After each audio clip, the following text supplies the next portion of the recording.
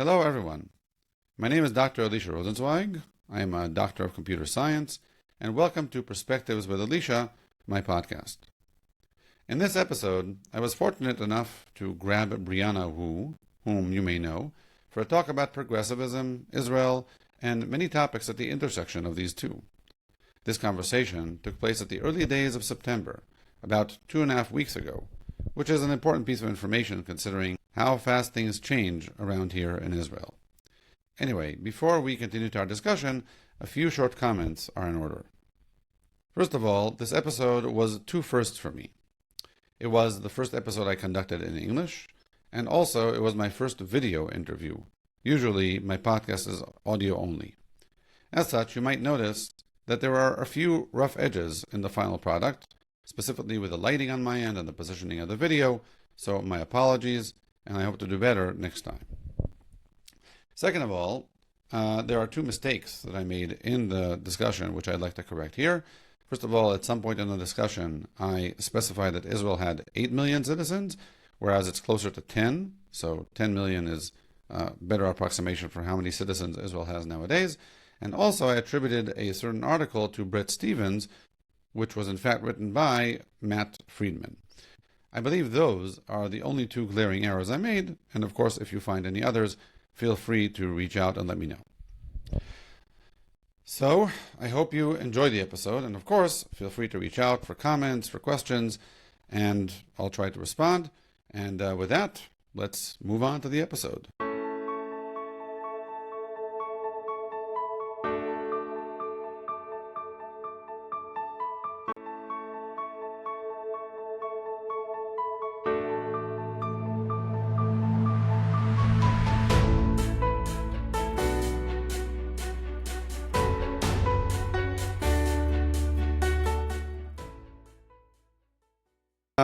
Hello, everyone, and welcome to my podcast. At the moment, this is the first time I'm doing an English podcast, so until now, my podcast has been purely Hebrew.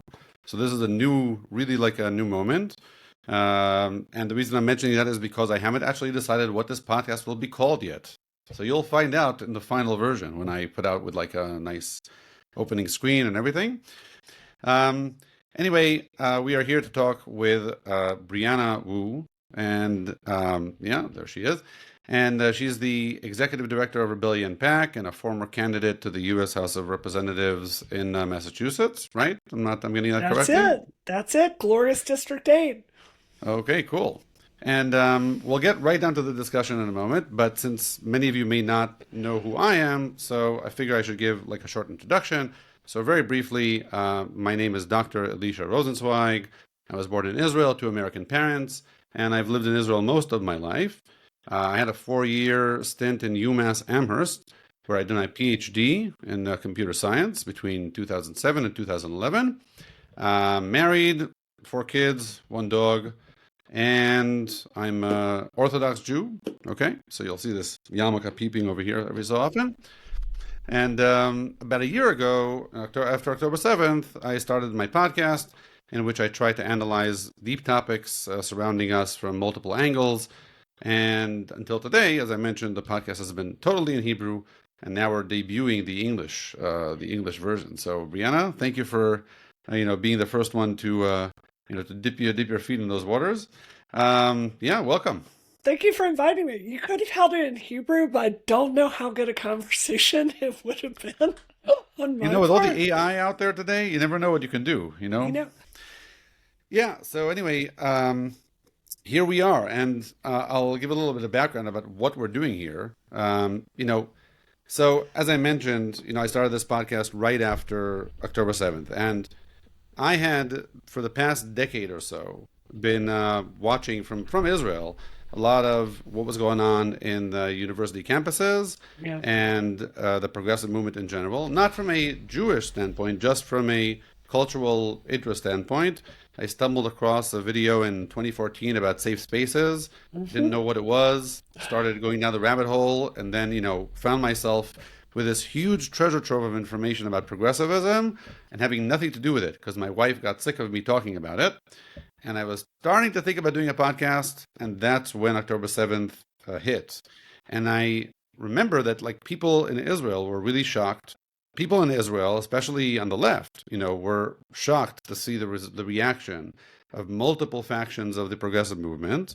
And so I went ahead and I made this, like I was like a man on a mission, put out an episode once a week for 27 weeks, and got out my first season of my podcast all about progressivism, some of its foundations, some of its cultural expression, trying to explore it. The purpose of the podcast was to understand it, meaning I wasn't coming to do like a gotcha. It wasn't designed to be like an attack dog. It was designed to say, okay, what are the foundations? How do people reach these conclusions? Maybe I don't agree with them, but that's not the point. The point is to understand. And so that Sure. was the whole concept of the podcast. And so, here we are. Somebody wrote to me like a few weeks ago and said, Elisha, it's really nice this podcast you did, but why don't you ever why don't you ever interview somebody who was a progressive? And then I was, hey, I've been following Brianna on Twitter, so maybe we should talk. Yeah, and that's how this came about. So I really wanted to talk about, what your take is on the progressive movement in general. I'm interested to hear. Maybe we should start at the beginning.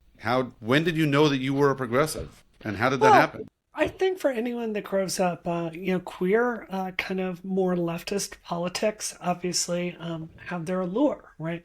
I grew up in Mississippi, queer in the 80s and 90s, so it was a very, Mm, very difficult place to grow up. There wasn't really help for kids like me, so I think that, anyone in that situation, there's a lot of temptation to fall into, I don't want to say extreme politics, but, ideas like racial equality for everyone and, like you said, transgender equality, things like that are very, very tempting, as is universal health care. When my family disowned me when I came out, I went many, many, many, many, many years without having any health care whatsoever. So when you Um, say, sure, just a quick step back, when you say your family disowned you, they did. when did you come out? Like how old were you? Oh gosh, I think I was like 24. So, Wow.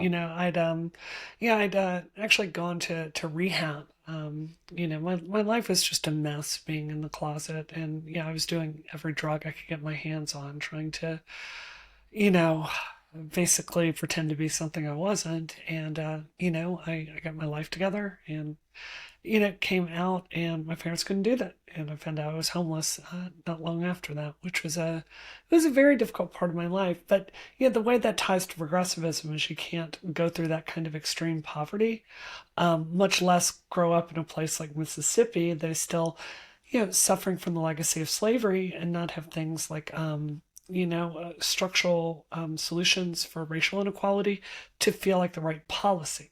And I want to be really clear, like I do in America generally think that both political parties are more interested in themselves than taking care of business for working people. So I still believe in that, but I've as I think you've seen, I've had a really public and hardcore breakup with progressivism since October 7th. Um, Yeah. it's just going in some directions that I think are evil, for lack of a better word. Yeah, yeah. So we're gonna talk about that in just a moment. So when you were 24, that was sort of when you came out. That was when your parents disowned you, and then a bit down the line from there, or around that time, you sort of began to identify like as Hmm. progressive. I Sure. mean, by 18 you're voting, so obviously you're already asking yourself like, what do you believe in, and that's where you find yourself. And then when did you see politics as your like goal? I mean, I know you're like Sure. that's what you do for a job. How did that happen? Well, when I was in school, it was for journalism, and that's how I wanted to make a difference. So I've always been interested in politics. Also with the Iraq War and Bush, I was extremely, extremely against that war. I think it is fair to say that the decision of Bush to invade Iraq and, try to get imaginary weapons of mass destruction, I think that has directly created the situation that you are dealing with in Israel right now. So, I was very, very against that war. But, time moves on, and eventually I did want health insurance, and I went and got a job in engineering and, did some fun things with my career. So, but I've always been interested in politics. I was actually working in DC for a bit around 9/11. which really disillusioned me with the Republican Party in this country. Really? What about 9/11? 9/11 itself, like you were there Yeah, when 9/11 happened, and yeah, I that was was. I was. It was seeing the way the Republican Party was reaching conclusions that we did not really have evidence for. I understood, like, Afghanistan at least. I think that's a legitimate mission objective. They're letting Osama bin Laden escape into the mountains of Tora Bora and, yeah. helping, what was it, the families of, the Saudi hijackers get on a plane and leave on 9/11. That gives me some questions. But overall, I could at least understand that mission objective. America was attacked and we needed to do something about it. Iraq, just top to bottom, was there's no evidence for it. Yeah. And I'm not going to say that I regret standing up against that war because I do think it was a bad war. But I also think that my understanding of national security was not as sophisticated back then because I hadn't worked in politics for 20 years and, had friends that work in NatSec and like just I had a very younger vision of the world, if that makes sense to you. Oh, for sure, for sure. I mean, I have this like I tend to write these diaries to myself along the years, and every so often I take a look at these old diaries that I had when I was younger, and it's really interesting to see how I forget. It's also interesting how I forget. Like I forget how simply I viewed how simplistically I viewed the That's world. right. Yeah, when you're younger, things seem very, black and white and clear cut, and by now, I think of myself now and I look at the media and it's so easy for me to filter out so much of the noise because I understand so much more of what's pumping all this information into the system. That's right. When you're younger, you look at them and you're saying, how can somebody say that if it's not true? And it has to be true. So, Well, I also, and I hope this doesn't come across as defending Bush, which I want to be very clear, I'm not going sure. to. Yeah. But I think that I'm not the only American that learned the wrong lessons from those years, which is the fight against Islamic extremism is evil itself, and that Yeah. America, any effort that we do to take on that is destined to fail. I think I really took the wrong lesson from that for a long time. And, frankly, it wasn't until October 7th and, really digging very deeply into the state of the Middle East and the destabilization that's going on. It's not that I'm saying invading Iraq was the correct policy because it was not, but I think we were right to want to be involved in that side of the world more after 9/11 and to take a more proactive, stance to dealing with that. The problem, in my view, is the Bush administration was entirely incapable of doing that with any sophistication. Yeah, yeah. Maybe we'll get to a little bit about the way that the right and the left play things out in Israel. We have something similar, I think, going on here, but we'll see if we get to that. Before we talk about some internal Israeli politics, let's first of all get to October 7th for a moment. So if I would have met you at the eve of October 7th, if I would have, been around in the grocery shop, in Massachusetts, right? And I would have met you on October 6th. And I would have asked you what you thought about Israel, about the Israeli conflict with Gaza, with the Palestinian Authority. What would you have told me on October 6th? Told you that I thought it was really unfair that American Jews were blamed for Netanyahu's actions. Hmm. And if we were really good friends, I would have told you that I was kind of privately disturbed by the anti-Semitism that I saw growing in my own ranks. But Hmm. I've always believed Israel has a right to exist. And I think you would have seen me as someone very, very pro Israel in general. Got it. So then October 7th happens, and what changes? I was looking at Twitter and feeling like I'd lost my goddamn mind. Um, I remember the first thing I saw, it was of a paraglider going into a music festival and someone saying, finally, liberation is coming. And I'm like, what the fuck? Like that's an AK-47 they're holding?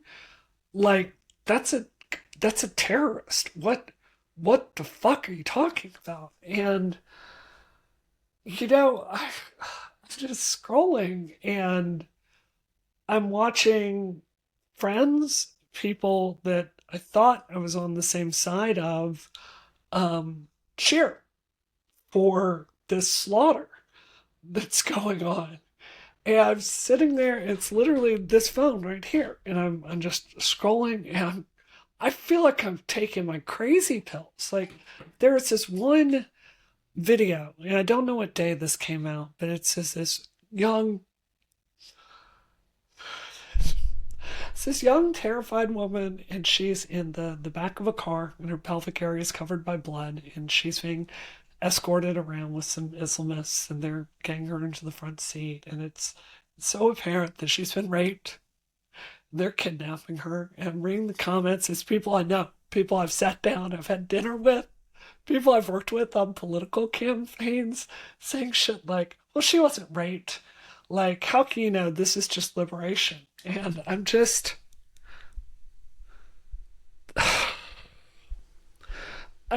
to figure out, like, not that it's about me, but I'm trying to figure out what the fuck I'm going to do. To just jump back in time 10 years, the way I became kind of a national figure in our country is Right. there's this event called Gamergate, which was a harassment campaign against women in the video game industry. I was one of them. I got a lot of rape threats, I got a lot of death threats. There's a Law and Order episode about it, a few TV shows, a whole bunch of media. It was a really, really bad time. And, I spoke my mind in that time period, and I'm very proud of that.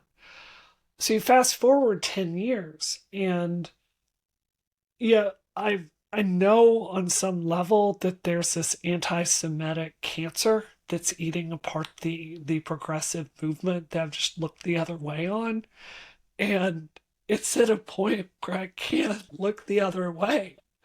And I'm seeing people like cheer for the destruction of Israel and the slaughter of civilians and the sexual assault of women. And I'm like, I thought we were feminists. I thought we were against rape. Right. Um, and I'm just trying to figure out what to do. I'm sorry if that's long winded, but it was No, it no. was very difficult, you know? Yeah. Yeah. Um, it's interesting. I remember one of your posts later in the war where you were talking about um, some of the egregious things that were coming out of the UN, and you Yeah. were saying that I forget if you were just now if you were realizing it now or if you Yeah. were retroactively. You said something along the lines of, "I'm hearing from all sorts of like Jewish people or Israeli people that, or I can tell that they're relatively impervious to the criticism from the UN, Yeah. and that you're starting to understand why." In Yeah. other words, the realization that people in Israel see the amount of injustice that the UN puts out all the time, and we're used to the fact that sure, like the world hates us. People are used to it. It's part of our culture. And like how did we survive? Right there's this joke about Jews that we say like that most of our holidays are can be summed up in 10 words. They tried to kill us, we won. Now let's eat. That's sort of like the classic Jewish holiday. I And like that. I like yeah, that. but it's like it's so ingrained in our DNA to some degree to know that these moments are going to come in history. And whereas I think we were all shocked, obviously, and shocked by the response, but it sort of fit into a narrative that we more or less know about. Yeah. And to see you sort of realize that and go through that in different stages has been, again, it's weird. See, right? The woke movement calls itself that way because you've woken up, right? You Yeah. understand the world differently because you've woken up and you see the world for what it's really like. And but so we can use that phrase and that concept without necessarily referencing the woke movement. Sure. Seeing you wake up into something that I, let's say, grew up with, from the moment I was born. Yeah. It's I felt I to some degree like I was there's both a sense of um, um, I'm happy that people are understanding reality, but Yeah. also there's an element of I feel bad for people that they have to wake up and understand the reality. Like why? Why did we have to get to that point where that is the reality? Well, I would say, for me, my support of the UN, I think is, generally speaking, it was rooted in good intentions, right? Like, what is the difference between Iraq War One and Iraq War Two, right? With Hmm. Iraq War One, we put together a coalition of people to go solve a problem, like invading Kuwait. It was an international effort. It was massively successful, and we had a plan to win the peace. The problem with Iraq War Two was our coalitions were a joke. America went it alone. So I, as someone like, I'm very, very, very pro NATO. I'm very Hmm. pro international alliances, which is why I'm so pro like America having a close relationship with Israel. So Hmm. to me, you think about that, it's like, of course, the UN is great. We can solve problems there. We can address genocides. We can work with Right. other countries. We can talk through problems. We can, send humanitarian aid instead of going to war, right? Right. This seems great. So you're operating from this paradigm that the UN is good, Yeah. but you start digging into the way that Israel is treated, and it's just indefensible. And it makes a lot of sense. You've got 400 million Muslims in that area. What is it, 27 different countries? And then just Israel, 7 million Jews, 2 million non Right. Jews, right? So it makes sense why it's held to these double, triple, quadruple standards, but it's not something you're asked to think about as an American. Does that make sense to you? Oh, for sure. I think the thing that's interesting about the UN, and it sort of, I think, also projects on similar things that you see within, let's say, what happened to the university campuses, though it's of course a different dynamic, is that the UN is an institution, and it was built upon a foundation, which I think the foundation was what you described, Yeah. meaning the United States led this idea in post World War II. The League of Nations had crumbled, so they were looking for a new way to coordinate, efforts in order to prevent, future wars and facilitate, collaboration and all that stuff. And that's all great.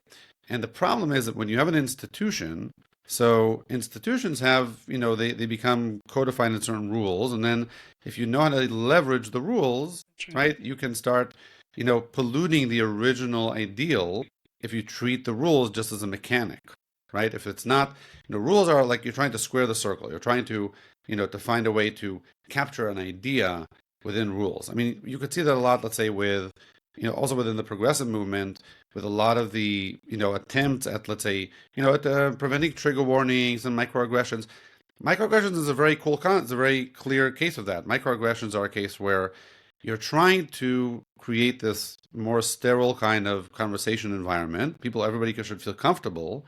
But if you overregulate it, it starts to pollute, the idea of free speech and other things too. Sure. And so in the UN, as long as the main drive was let's say the spirit of the UN, which probably was true in the earlier years, I hope, right? There was more room for the spirit to prevail. But when you go down to just mechanical techniques, so in the UN, the only force that exists to some degree is the veto rule in the Security Council. So as long as the US is staunchly supporting Israel, we're protected. But that's the only real limit there is to majority voting in the UN that I know of, right? And then that's how you get to a situation where the most egregious thing about the UN is that, as I'm sure by now you know, the UN Human Rights Council, I think, is led today either by Syria or by Iran or something, right? It's Yeah, hilarious if you think about it. yeah, exactly. And then you can redefine everything. You can redefine what human rights means and what dignity means and what all those things mean. And then, hey, the entire world, can flip on its head, and it's all by the rules. It's all by the books. I don't even, another thing I've really had my woke like moment of after October 7th is understanding a lot of these international aid groups and Mm, human rights yeah, organizations. Like, I'm sorry, like, there's obviously a need for humanitarian dollars to flow into, war-torn areas of the Middle East, right? Yemen is a great example. But it's also true that you cannot have this influx of humanitarian aid. Like, there's a tendency for that money to intersect with terrorism in certain ways and instability. So, like, I think part of my awakening is just kind of getting over a lot of this naivety that I Hmm. had, um, and understanding some of these threats, and honestly, really sitting down and reading deeply. Have Something you I read think anything by Thomas Sowell? I don't think I have yet. I've You obviously really read his should. columns and stuff. But I think, like here in the United States, there's no moment you're really asked to learn anything about Jewish history outside of the Holocaust, right? World War Yeah. II. So when it comes to, the expulsions of Jews from so many countries, through history or like even, 1948, there's not really an impetus to sit down and read that very deeply, right? I can barely remember, Arafat and the peace deal falling apart when I was in college, and the assassination of Israel's prime minister, but I didn't really sit down and think through like connecting the dots of Yeah. Hamas coming to power in 2005 and the withdrawal from Gaza, or the war in Lebanon before that. So it's like I guess I'm saying is I think most Americans are just so woefully undereducated on this history that when this propaganda apparatus is out there to tell you Israel's the aggressor, Israel, like, has been stealing Palestine, it's easy to believe that because the alternative of that is going, oh, okay, why did Israel withdraw from Gaza, back then? Okay, why did Hamas get elected? Okay, why did the peace deal fall apart? Okay, Yeah. why was there, and you keep going back and back and back to 1948. Yeah. It's fascinating history. It's really rewarding Oh, to yeah. learn, Yeah. but it's also like a lot, if that makes sense. Yeah, we're an intense country. Things are happening here all the time. Yeah, You were talking about how people are not very aware of the way, of what happens in Israel, the history. They don't have like an awareness of, what we've been going through here. Um, Israelis are convinced that the entire world is talking about them all the time because relative to our size, we do get disproportionate amount of news coverage all the sure. time. This has been actually like researched like about I think 15 years ago or 10 years ago. Brett Stevens, I think he put out an article at the time where he basically showed like how many news organizations per capita there are in Israel, at any given time, with people going around looking for news stories. There's so much coverage of what's going on over here, way more than there would be anywhere else. And one of the reasons is because if you want to cover an area where there's a dispute, a war, right? But also be able to go and eat, in a normal cafe, that's Israel, right? You're not going to go to Syria because you're in Syria. There's, it's a real war zone. It's a civil war going on all the time. You can get really hurt, and there's nowhere for you to feel comfortable. In Israel, you can sit in Tel Aviv, half the day, then drive down to the Palestinian Authority, take some pictures there, come back, and you're fine. It's very easy to some degree. Beyond, of course, there could also be, of course, elements of anti-Semitism, etc. But it was a really, really good article. I'm not sure if I can find the link, but if I do, I'll send it to you afterwards. I stand. I mean, don't you Yeah. think part of it too is, I'm not Jewish, I'm Presbyterian, but so much of like my religion's like history took place there, like Oh, for sure. it's Yeah. really interesting to like, to read about this war and to look at maps and to then think about various parts of the Bible that Oh, that yeah, took yeah. place there. I think So there's a I don't lot of good know. reasons. I Yeah, mean, Israel is located geographically at the crossroads between Africa in the south. We that's right. have Asia in the north and Europe. Egypt. Yeah, Okay, Egypt. So I'm saying like continentally, we're in the crossroads. that's Okay, right.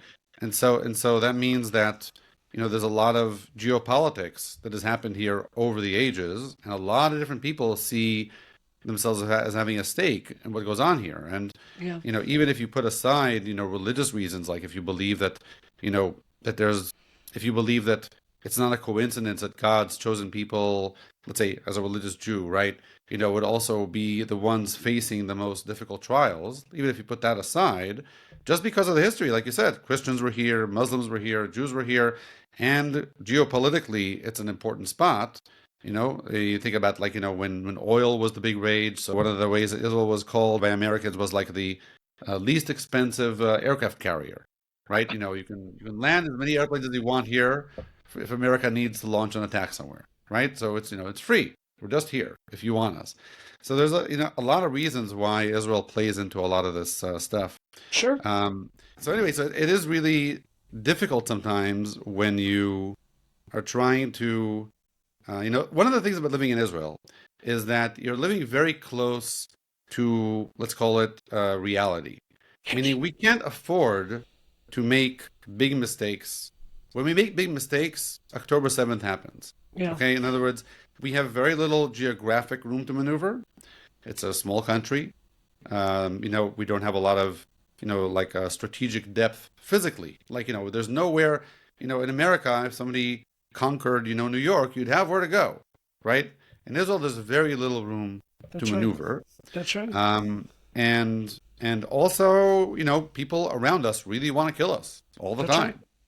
And so when you Well, I grow up guess in that this kind of, comes to where I would love to ask you a couple of questions. Like, yeah, I feel like America, like I'm a Democrat, but at hmm the same time, I have to tell you that I've been tremendously disappointed with Biden and the his willingness to stand with Israel in this time. And not yeah, even with words on TV, screw that. I'm saying just hardcore give you guys what you need. yeah. Is because of that sentiment you just explained where Israel cannot afford to make mistakes.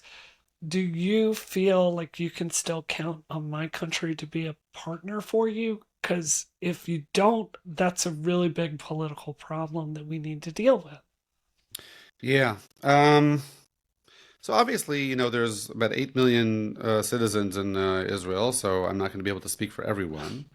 And obviously, there's difference of, there's also right and left here, so there Sure. will be people from different persuasions will believe different things. I'll tell you how I see it. Um, Let me think how to put it. Um, I'll take a step back and I'll tell you a little bit what's been going on here, let's say culturally, politically, as a result of October 7th, and that will lead into an answer to your question. So, October 7th was a blow to both sides of the political aisle, but it's a very different kind of blow to the right and to the left. It was a blow to the right because there's a right-wing government. It's the most, let's say, extreme right government that we've had. I'm not using the word extreme, judgmentally, just, descriptively. Like it's the most unanimously right-wing government that we've had in maybe forever. Okay, usually in Israel there'll be some mix because it's a coalitional approach, right? So Sure. to form a coalition, you'll usually take more like the center parties, and for all sorts of reasons, which we can talk about a little bit, that has sort of fractured over the past few years, leading to a very strong bifurcation between the right and the left. And so you have this, government that's only right wing. And so the fact that under a right wing government, which usually prides itself with focus on security, similar to what Trump, let's say, would project, let's say more, right? Strong security, strong borders, all that stuff. Um, Given that that was the government, and specifically Bibi Netanyahu has been around forever, and projecting, at least his persona, the way that he likes to present himself as being, very very hard on like very strong on security. The fact that that whole system failed, right? That the political system, the political leadership, was not able to function. That failed. That was a huge blow to the prestige and to the belief in those right wing leaders. So on the right wing side, it's mainly a sense of our leaders are, we're incompetent, let's say, in, Sure. furthering the things that we think that they should have done. And this, I think, also aligns with what you were saying earlier about Bush, that you felt that the Bush administration was really not effective at how they, even if directionally they had like a good instinct as to what had to happen, they had no way, they didn't know how to execute it in any way that had effective results, right? That's And right. that's sort of like the feeling here. But on the left, what's been happening is that, and you can really see it, it's almost a predictable cycle. There was a huge blow to the ideology. Okay, if you have to think about what happened here on October 7th, so who was hurt the most by October 7th in the immediate moments of October 7th? I'm not talking about the whole country. I'm not Sure. talking about economically. the people that were on the border, right, were two groups. There were, I mean, there's a few cities which are, let's say, more, let's say, right wingers, but most of the small communities, the kibbutzim, those are left leaning. The kibbutzim are these, more like socialist inspired, towns, and those were people that would in their own in their own spare time they would cross the border to the Palestinian Authority and drive kids to hospitals in Israel. Okay, these were the most staunch supporters of the idea of two states, of peace. They had, they would look for people from Gaza to come and work in their homes. Okay, they believed very, very sincerely that the way forward was as much coexistence as we can possibly foster. And a lot of them were very idealistic, and these were the guys that were murdered. These were the families that were murdered, that were taken hostage. Okay, also the people, of course, in the Nova Festival. But remember, again, just generally directionally. Of course, there were also soldiers and everything. I'm just trying to give people. I'm talking here in the broadest sense possible, not in the individuals. Because it was done on a holiday, that means that the people at the festival there weren't that many religious people at the festival, because the religious people were going to be in the synagogue, right? And that means, and again, right and left here too, there'll be more people that are right wing people. The religious will be more right wing, right? So again, the people that were hurt the most directly in the immediate effects of October 7th were the people that were most in support of the two-state solution, and they saw the evil that is the terrible, horrible evil that is Hamas, face to face, up close. Okay, so for them, this has been for a lot of them, this has completely destroyed their vision for the future. Yeah. Okay, for a very long time, the story that they had was, the that if we only had a better government, not a right-wing government, not Bibi Netanyahu, we could foster some agreement here, and there would be a chance for peace, and we could really fix this whole thing up. That completely crushed that, and now you have people that are trying to rebuild that vision against, at least in my mind, the facts on the ground. But most of them are still searching for what it means. And this gets back to your question. So when under those conditions, when the people who most were in favor, right, of peace agreements, see that the United States is not, fully supportive, but tried to hold us back, and then you also see things like there's an issue also of clarity of understanding. Like, it's one thing to say, behind the guise of, you put a general in front of a camera and they say, well, we're considering all our options. That's one thing. When, let's say, Kamala Harris stands in front of a camera and says, I have looked at a map and there's nowhere to move people in Rafah. I mean, anybody who's here knows that that's not true. And also we proved that it's not true. So when you get the sense that people on the other side of the ocean aren't actually trying, either they're not putting in the effort to understand what's happening, or they are, but they're not presenting it, honestly. Either way, in order to achieve some sort of goal that we think, hurts us, that's very hard. It's very hard for people in Israel, and I think that again, the left on Israel is now split between those that are rethinking their position. Doesn't mean that they're right wing now, but they're not sure what they think exactly. We're trying to figure the way forward. I mean, I've struggled a lot with this after October 7th in the sense that, being on the left and just being an American, egalitarianism is really baked into the United States DNA. For sure. This idea that, if someone wants to be a Muslim, we should respect that. That's a personal decision, just like being a Jew, just like being gay. Women should be, treated fairly. We're a very egalitarian country at our core. I'm not saying we don't have problems, but I'm saying at our best, that is a fundamental American idea. And something I've really just and completely honestly been struggling with after October 7th is seeing these. Well, first, it's been a really eye-opening example of the danger of Islamist theocracy, which is just a cancer. I can't be like double-sided about this. There's just no good side to this. It's Right. destabilizing. It hurts people. It oppresses women. It kills gay people. Kills Jews. Like it's just a bad ideology, top to bottom. So how do you, as an American, kind of square that circle? Because like, I mean, here in Boston I've got Muslim friends, I've got friends in media that are Muslim. I have friends in media that are Palestinian, right? I Hmm. know they're good human beings. Right. But how do you separate that political project of believing someone should have the right to worship as they wish and be respected for that and not have that reflect on them, with this fact that there does seem to be this tendency towards extremism at the worst that seems to be baked in, that is, it's not just a threat to your country, it's a threat to my country, and I think it's a threat to Western stability, just to be honest. How, Yeah. I mean, do you see, like, can you understand it's a real struggle for me? Oh, for sure, for sure. First of all, I think that America, as much as as an Israeli, I would of Sure. course like, America to think that I'm their top priority. Of course, who doesn't want that, right? Who doesn't want to be the top priority of America, right?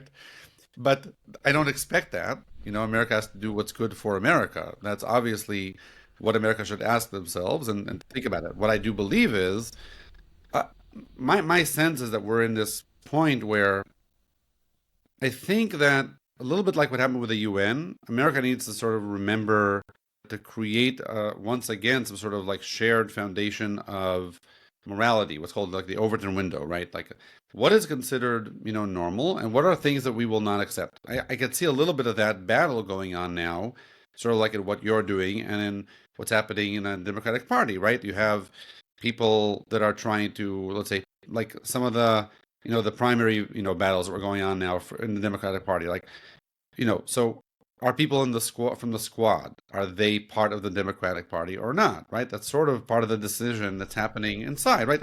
It's the internal question that the American people have to decide, for themselves, and each party has to decide for themselves. Right. What are the boundaries of what we consider to be okay? And you can be Muslim, that's okay. But if you adopt, let's say, the Muslim approach, again, there are multiple approaches in Islam, but if you adopt a more um, um, a fundamentalist view of Islam, in which you say, that there is no such thing as separation of church and state, Church and state. right? Yeah. Which is very common in Islam, that there's no separation. That's not that's the standard of Islam, is to assume that the two are fused together. So if you're going to push that as a norm, right? Then there has to be a point in which the parties say, look, that's not us. You want to run under that banner? Go ahead. But That's right. that's not going to be us. And I think part of the problem is that America and the West in general, and very, very broadly, what's happened in the West is that we have, we've adopted this approach, which you talked about, very egalitarian, very open, trying to say, look, everybody should navigate their life as much as possible according to what they believe, which is wonderful.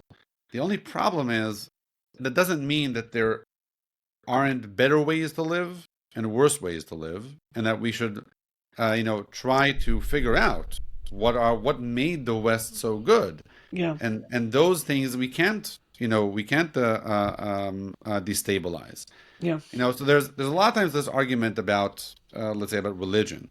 Should we look at the old laws and religion as just scaffolding that led us to where we are, and now we can get rid of it, because these rules of, these religious laws, etc., are not important anymore? Or are these not scaffolding? These are actually the foundations, and if we shake them, the whole system is going to shake. And I know we don't always know what the answer is, right? Some things in religion probably evolved, and we don't need them anymore, and some of them we need to keep. But I think we've forgotten a little bit the importance of keeping those things. And maybe I'll say one last thing about that. Sure. This is actually, I think, where the biggest problem of the divide between liberals and conservatives, or progressives and conservatives, even, is showing its effects. Because see, like, so I myself, by nature, like my personality is more like of a liberal. Okay, I tend to Sure. be very open, I to etc. But my wife she's a conservative, okay, by her nature. I'm not saying what we vote, just in her character, she's a conservative. One of the things that conservatives know how to do that people that are liberal don't know how to do very well is to say no. Yeah. And then when you say no, there doesn't have to be a reason. No, because it's just because that's how we've done things until now. We're not changing that anymore. And to hold their ground on that very, very staunch, very dogmatic, no. It's just the way things are. My wife is fine with that because she's conservative. But why? Wait a second. Why can't we change it? And then we'll have this argument which stems from these two different ways of looking at life. I think that what's part of it, what I think has happened to the progressive movement is because, for all the reasons we all know about social media, etc., we've pulled apart so much that left and right don't talk anymore, and it's very hard to work across the aisle, stuff like that.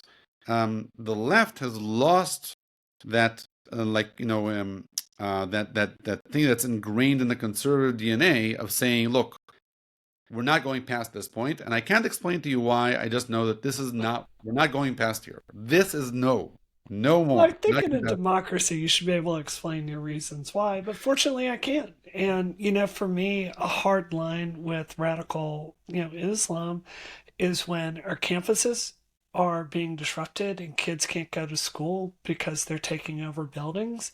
That's a hard line. In Dearborn, Michigan, and this is going to get me in trouble for saying, but it's how I truly feel. We have an all-Muslim city council there, and they decide to ban gay people and gay flags from existence. I heard. It's not that I think that's the biggest public policy battle, but I think a reasonable person can look at that and go, huh, they're probably not really that interested in their queer constituents, right? For sure, and probably for religious reasons, right? Yeah. So have you heard about? Do you know about Chesterton's fence? No, I don't know this. So Chesterton's fence, it's a famous, I think, parable by Chesterton, I think, where he said when you come across a fence, okay, and do you ask yourself, there's two ways of looking at that fence. One approach can be to say, look, I'm looking across the fence. I don't see anything dangerous there. I guess I can take it away. And the other approach is say, well, if somebody put it here, then I guess there's a reason why it's here. I'm not going to move it.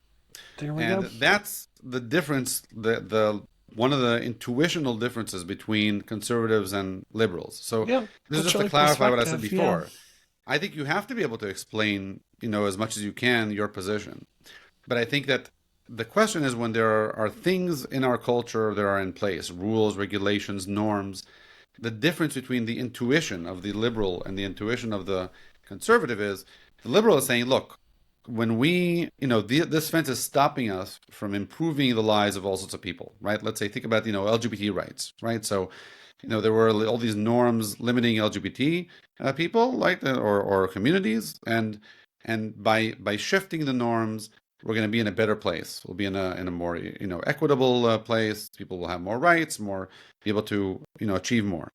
And the right was saying, look, until now we've built society without changing these norms, so we're gonna press the brake, because by instinct, it goes against what we know. That's the reflexive. I'm not saying that there weren't additional reasonings and arguments, etc. Of course there was, but that's the gut reaction. What is your first impulse when you see limitations?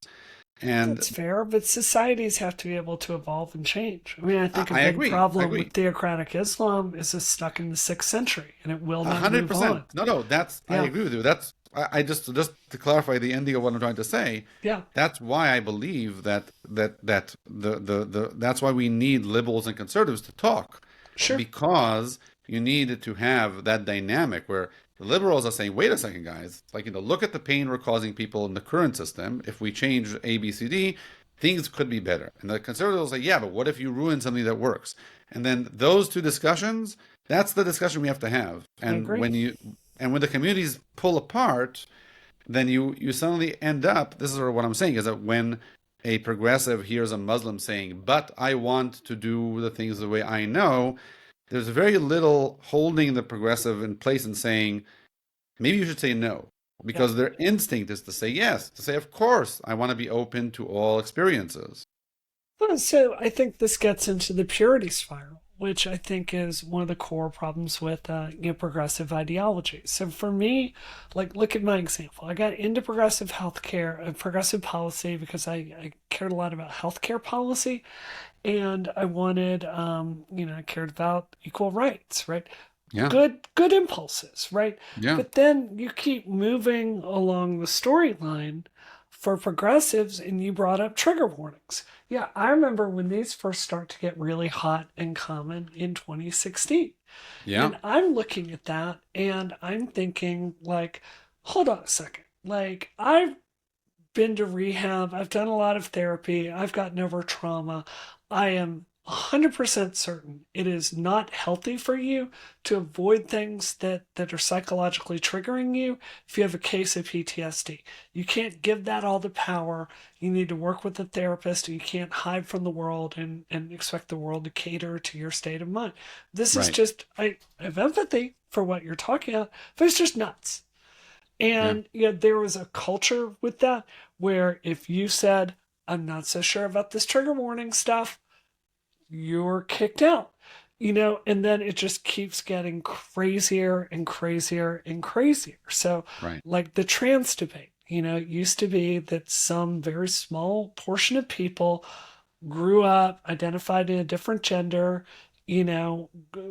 like have a long list of clinical criteria and would go to a doctor and would participate in a very stringent process, right?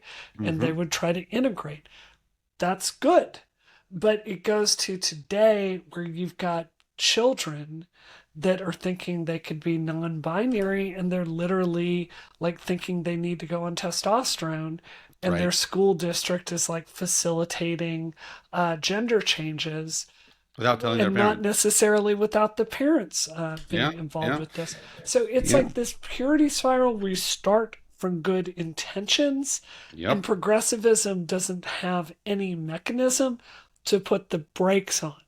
And I Right. think that's what's happened to me, actually, is, I went along with a lot of this progressive stuff for a long time, but October 7th happened, and our Jew hate is so out of control that I feel like I have to say, hold on, I'm not comfortable with this. I'm not going in your direction. This is wrong. This is evil. And it's just like setting flames to every single friendship I have, it's been very difficult. Right. So can you tell me more about that experience? So like I know that a lot of people that were famously canceled, right, over the years, have this moment where they suddenly put on the brakes, they suddenly start to question, and then their entire friend circle, shifts. They lose a bunch of people, they gain new people, and it's very traumatic. So Yeah. tell me a little bit more about what that was for you. It's pretty much the same thing. October 7th happened, and I started speaking out about that. I started speaking about structural issues I saw in the Democratic Party, particularly around national security, Yeah. and, on trans issues, right? And I think anyone that reads my Twitter can read I'm very strongly pro trans. I just think the movement itself has become far too extreme. Yeah. And it is, yeah, I've lost friendships. I've lost media opportunities. I get death threats very regularly nowadays. Crazy. It has affected it's had contracts closed for me that I would work with various elections. So, it's been really, really traumatic, to be honest with you. Wow.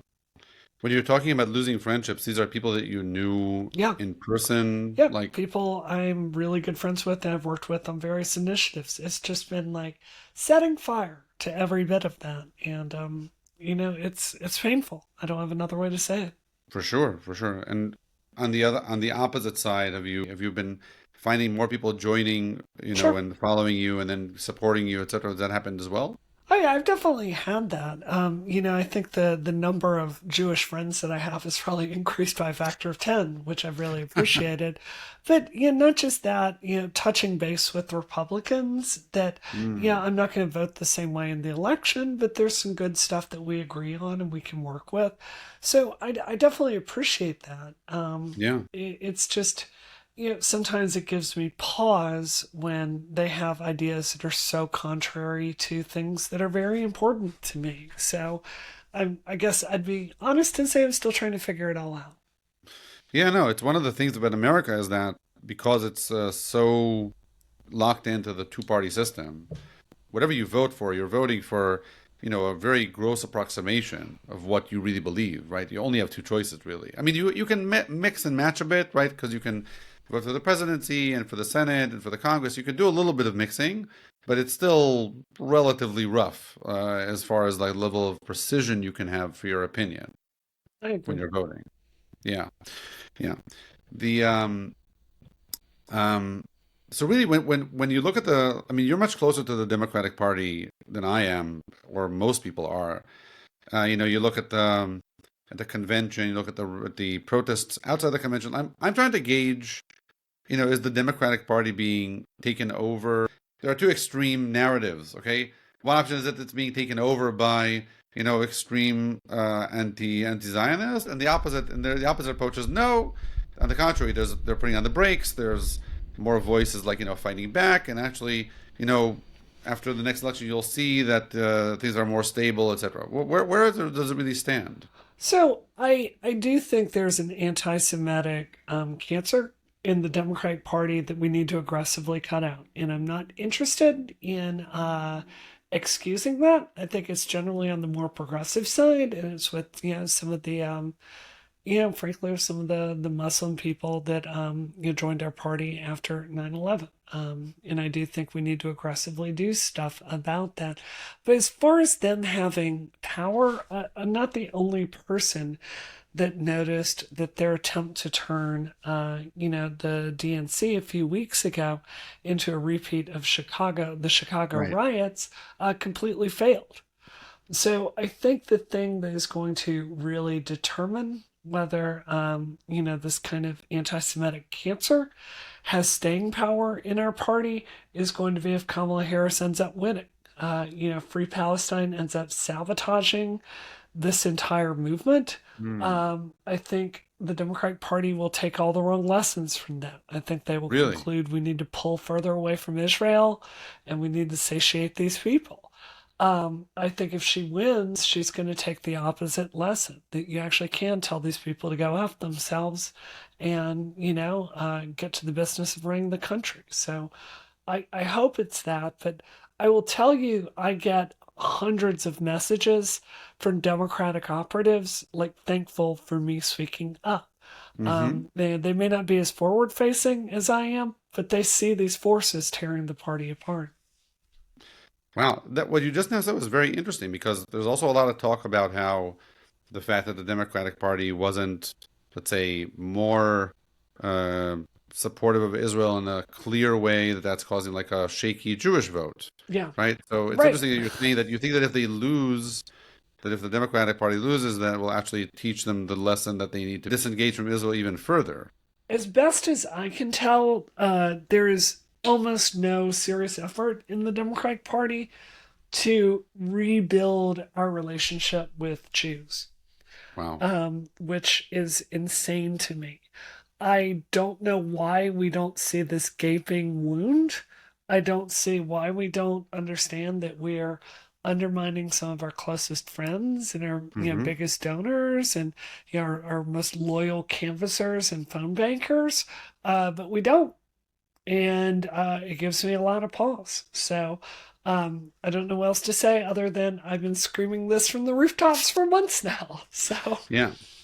But it's interesting because I think the leading opinion I think on the right in Israel is that if Trump doesn't win, we're going to have a very um, cold, like we're going to have a cold shoulder, let's say, from the White House. I don't agree with that. I don't. Interesting. I'm not gonna tell you I've liked what Kamala has said on this. I don't. I mean, I'm not convinced that she has a true commitment to Israel from her Hmm. public comments. Right? And I'm also concerned about her foreign policy, which she has not kind of talked about in a way that I felt persuasive. Yeah. She has a real habit of defaulting to informationless cliches when she talks, Yeah. which severely undermines my confidence in her. I would say, like, this is the meta argument that I really would hope your listeners would think about, Sure. is it's not what one individual is going to do with the presidency. You have to think about the entire apparatus. And in my view, Donald Trump consistently undermined our entire national security apparatus by being entirely uninterested in the NSA, the CIA, being willing to abuse both of them for his own personal ends. Talking about dismantling NATO, I think he is entirely too cozy with Putin and dictators all around the world. So I think the thing I would say to assuage your right wing is say no matter how Kamala Harris feels, there's a national security establishment that will be run competently if she wins. And I think you can count on that. At the same time, it's not like my efforts and other people's efforts to kind of fix this perception of Israel in the Hmm. party. It's not like that stops on November 12th. Right. This is going to be a decade-long project, and Hmm. there's a lot of organized efforts to do that.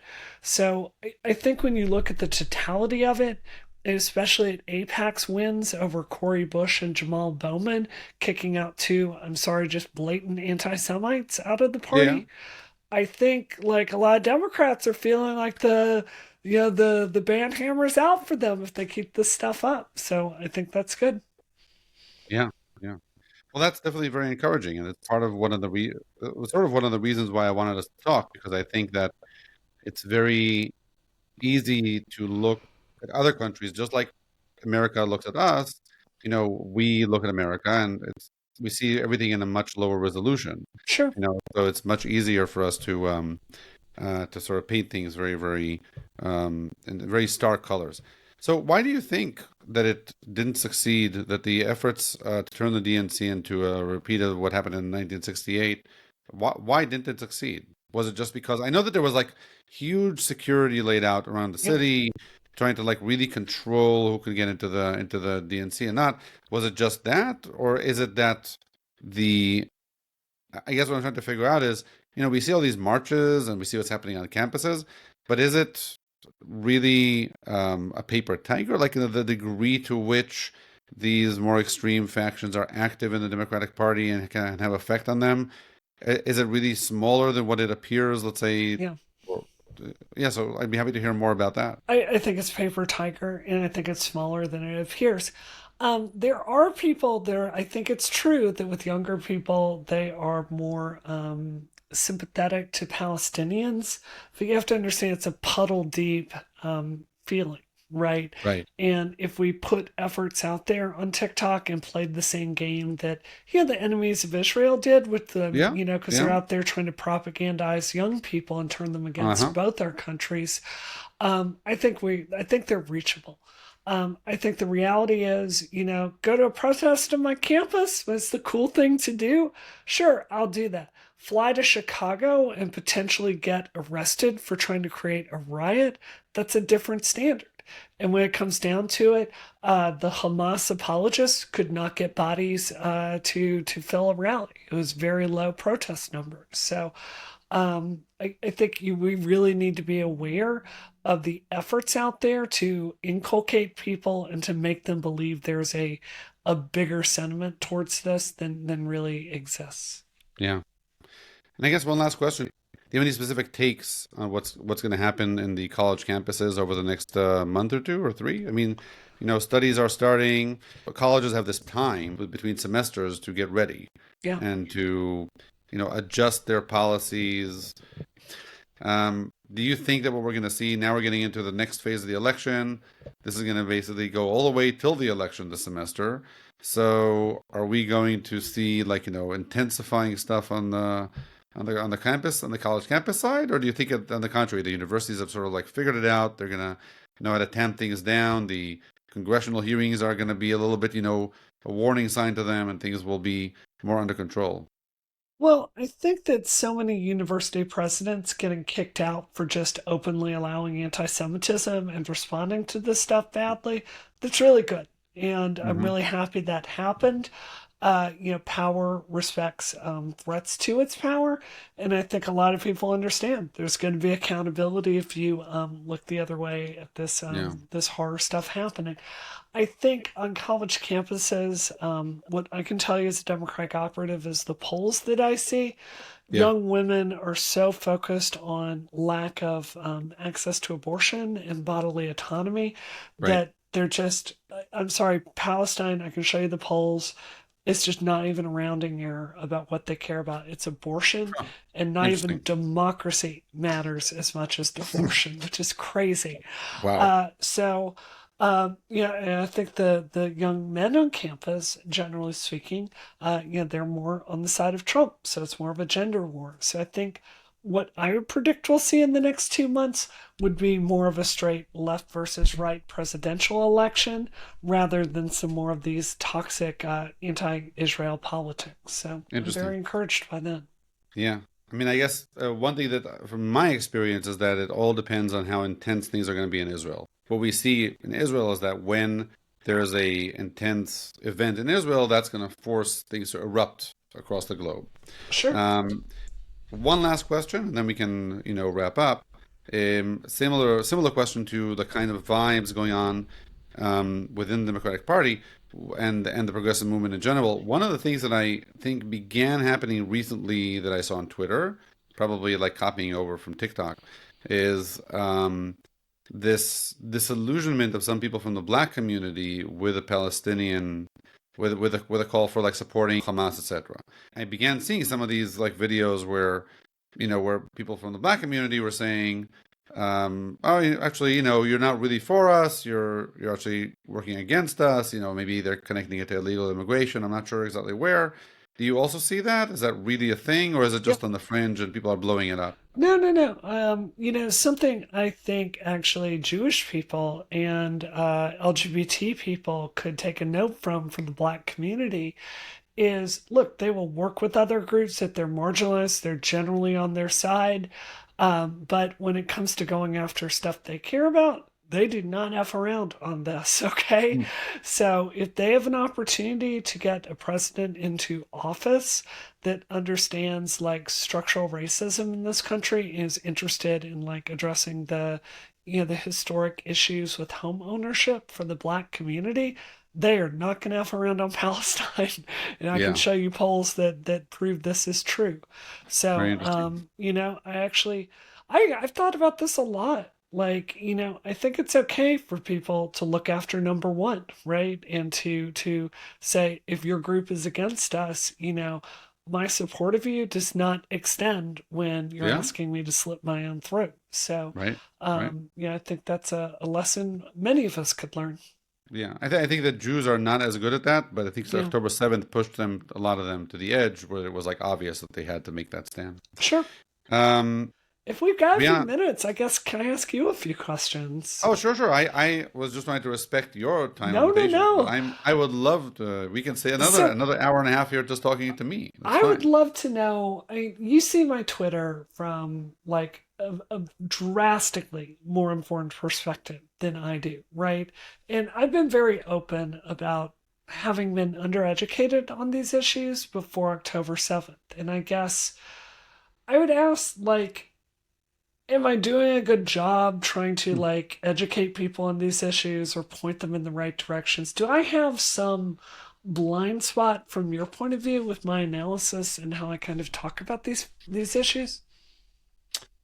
So, first of all, I hadn't thought about that before I came to the to the conversation. So, offline, I'll be more than happy to comment to you, if I see anything like that and write to Sure. you, like, a DM you, etc. So you know. Um, I will say that part of what I mean, maybe the word enjoyed is a little bit too strong, but what I've enjoyed watching is enjoying your process, meaning Yeah. enjoying your learning about it. So many good things happen when people open up to learning, from first sources, go directly to the source, read up, really try to understand. Again, that was sort of the whole theme of my first season of my podcast, right? So I think that you're doing a great job in the process you're doing. I think one thing I'll say to people abroad, like, in America about this is, I think, and this is the thing that not only people in America, but also people in Israel on the left don't understand about the right in Israel. There is, Israel doesn't have term limits for a whole bunch of reasons. Um, and so Netanyahu has been in power for many, many years. Yes. Many, many years, right? It's actually pretty funny because there's a video of him in the first time that he ran for office, or first time he ran for to be the prime minister, where he said, "I will pass term limits in my term because I don't need more than two terms." Okay, he said that. Okay, he never did that, but he said that. So it's very funny in that sense, and um, it's given him time to accumulate a lot of enemies as well, and people that can't stand him. There's like this, just a very strong emotional reaction to him. One of the things that people sort of completely disregard and forget, and I think on the left in Israel especially, is that the only reason Bibi keeps on being elected is because the left hasn't put forth impressive enough people that are willing to look beyond their own, let's say, cohort, beyond their own, communities and groups that they go to, and broaden their coalition. And there's a reason for this. I mean, again, I'm going to be putting this in like 2 seconds over here. A topic that we can expand on much more. But to some degree, if you look at Israel, we're really at a tipping point now from a demographic standpoint, from a ideological standpoint. Israel was founded by Mapai, which is a left-wing party. Ben Gurion was the head of this party. They were the ones who led the country for 20 years without any competition from any other party. And the left is slowly losing its hold on the majority. Okay, and that goes back to what I said before. We now have a fully right-wing coalition, right? 64 seats, fully right-wing. And that is only because the left in Israel hasn't found a way to open its eyes a bit and expand its message and become relevant to more parts of the country. I think what I'm trying to say is that the reason people vote for Bibi all the time is not because we all think that Bibi is the most amazing guy in the world. It's because those are the options that Yeah. were presented, and that's what we vote for. That makes a lot of sense. I guess I also wanted to ask, like, where do you think that, like, let's just assume that you guys finished the job, Hamas Yep, is eliminated, you sure. ignore the idiots here that want you to have the half measures. You go through, you assassinate, the leader that's hiding out, women's Yeah, clothes Sinwar. out Yeah. there somewhere. Let's just say you finish the job. What do you think the next decade looks like for Israeli security? Because I worry that if we don't, and this is one of the reasons I think our country should try to keep this relationship together, that I think Iran is going to continue destabilizing the Middle East. And I think it is going to make it more and more difficult for the United States to focus on threats that are more important to us, like China, Yeah, because we're going to find ourselves continually in this conflict. So, right. does that assessment of where things are going, does that make sense to you? Do you disagree with that? Like, how do you see the history of the Yeah. next 5, 10 years between our countries? Wow. So there are so many moving parts. I feel like we're in this period in history where the entire world is shifting. I mean, you Yeah. see it in the elections in Europe and other things. So there's a lot of moving parts. So each one of them is like multiple scenarios depending on where it goes. I'd say, let me put it this way. Um, if the Democrats, refocus their energies in supporting the Abraham Accords rather Mhm. than, continuing to, let's say, be, play nice with Iran. Let's imagine that, whoever's in power, right? Democrats, Trump, whatever, they decide to, okay, we got it that Iran is a force for terrorism, and we're gonna reorient ourselves, to support Israel. I would say that, if you put enough pressure on Iran, you can slow down what they're doing. Israel also has been preparing for an eventual attack to sabotage their, the nuclear efforts. And sometimes you could do that also without it being a war. I mean, I'm not sure if you know, but Sure. one of the things that kept them back for years from being able to develop it was viruses that were Yeah, implanted in Stuxnet. their. I love Stuxnet. When I ran for office, one of the main things I proposed was us like having the closest relationship with Israel over cyber warfare. I Yeah, love Stuxnet. I think y'all lead the world in this stuff, as well as a bunch of other yeah. technology. So It's there's just tons of ways of brilliant. doing it that doesn't trigger necessarily a huge war, right? Yeah. We could put the screws on that. The biggest question now is twofold. I'd say the smaller question is Hezbollah, because Hezbollah, is a force Oof. we have to reckon with. It Yeah. will be one way or another reckoned with. I'm not sure to what degree, but it will be.